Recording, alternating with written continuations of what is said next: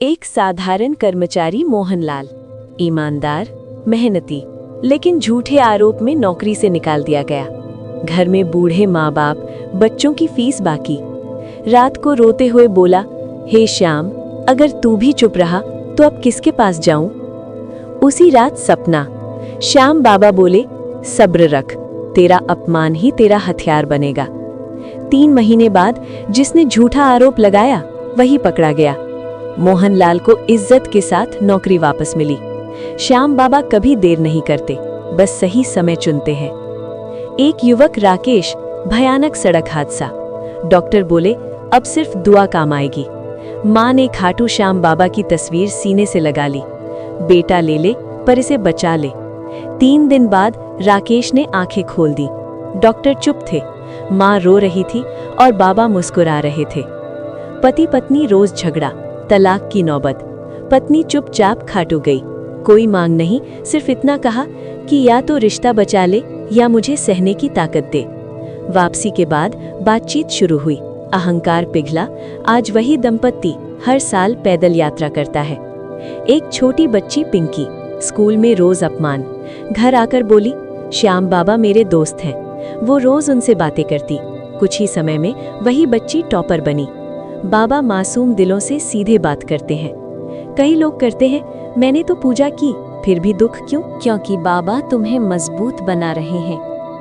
50 लाख का कर्ज, नींद गायब, जिंदगी बोझ। खाटू में गिरकर रोया, अब कुछ नहीं बचा बाबा। वही किसी ने कहा, एक दीपक चुपचाप जला देना। 6 महीने में व्यापार खड़ा। आज वही व्यापारी दूसरों का कर्ज चुकाने में मदद करता है। मुझ पर भरोसा कर, पर मुझे मजबूर मत कर। एक साधु का अपमान, घर में अचानक क्लेश।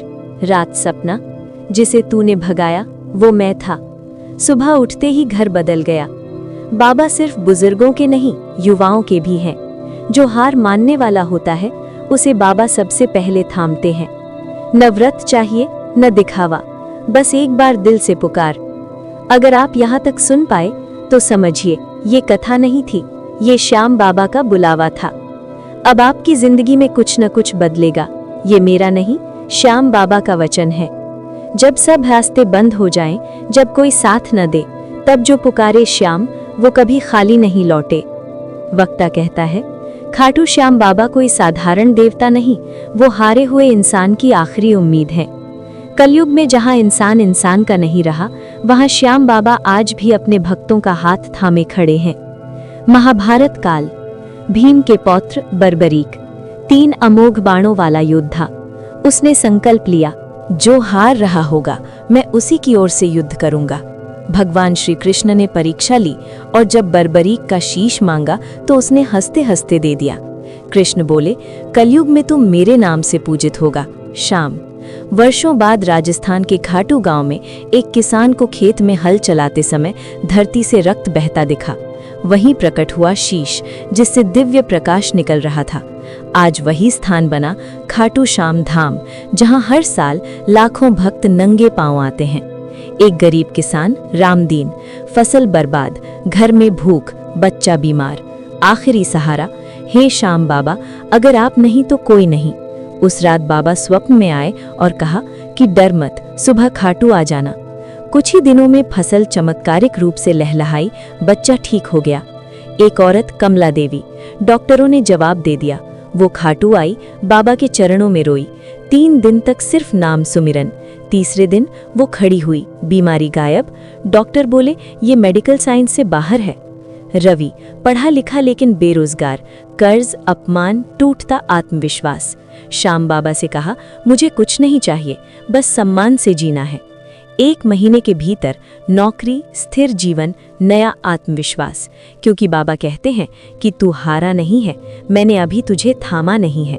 श्याम बाबा भाव के भूखे हैं, दिखावे के नहीं। एक व्यापारी दिवालिया होने की कगार पर, खाटू जाकर बोला, अगर बचा लिया तो जीवन भर तेरा नाम लूंगा। कुछ ही महीनों में बंद पड़ा व्यापार फिर से खड़ा। जो नाम लेता है डर भाग जाता है, अंधेरा मिट जाता है। वक्ता भावुक होकर कहता है कि अगर आप ये कथा सुन रहे हैं तो समझ लीजिए, बाबा ने आपको बुलाया है। ये संदेश टालना मत, क्योंकि श्याम बाबा का बुलावा हर किसी को नहीं आता। एक माँ शारदा, उसका बेटा गलत संगत में पड़ गया। नशा, चोरी, घर से भागना। माँ रोज रोती, हे श्याम बेटा लौटा दे, मैं कुछ नहीं मांगती। एक रात बेटा सपना देखता है। एक नीले वस्त्रों वाला योद्धा कहता है कि तेरी माँ रोती है, क्या तुझे जरा भी लाज नहीं? सुबह लड़का बदला हुआ, खुद माँ के चरणों में गिर पड़ा। बाबा कहते हैं, माँ के आंसू सीधे मेरे दरबार में गिरते हैं। एक व्यक्ति झूठे केस में जेल में बंद, ना कोई वकील ना पैसा।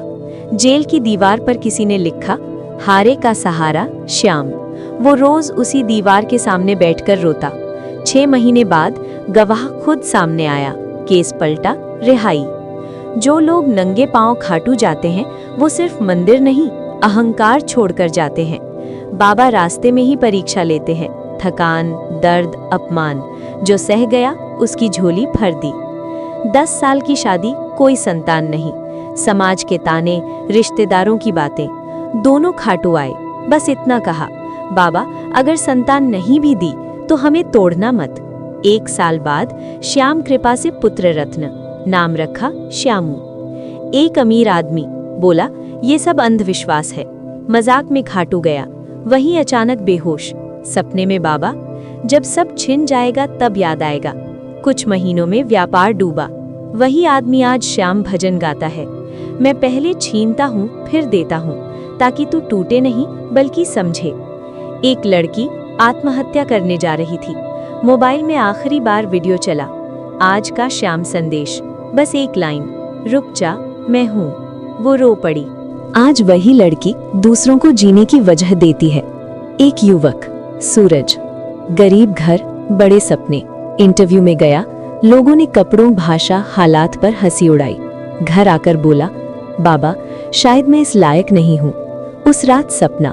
श्याम बाबा बोले, जिसे दुनिया ठुकराती है वही मुझे सबसे प्यारा होता है।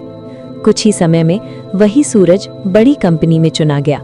बाबा अपमान को आशीर्वाद बना देते हैं। एक लड़का रोज मंदिर जाता, कुछ मांगता नहीं, बस कहता, आज अच्छा नहीं लगा। एक दिन बोला, आज ठीक हूँ। बाबा मुस्कुराए, अब तो मुझे समझने लगा है।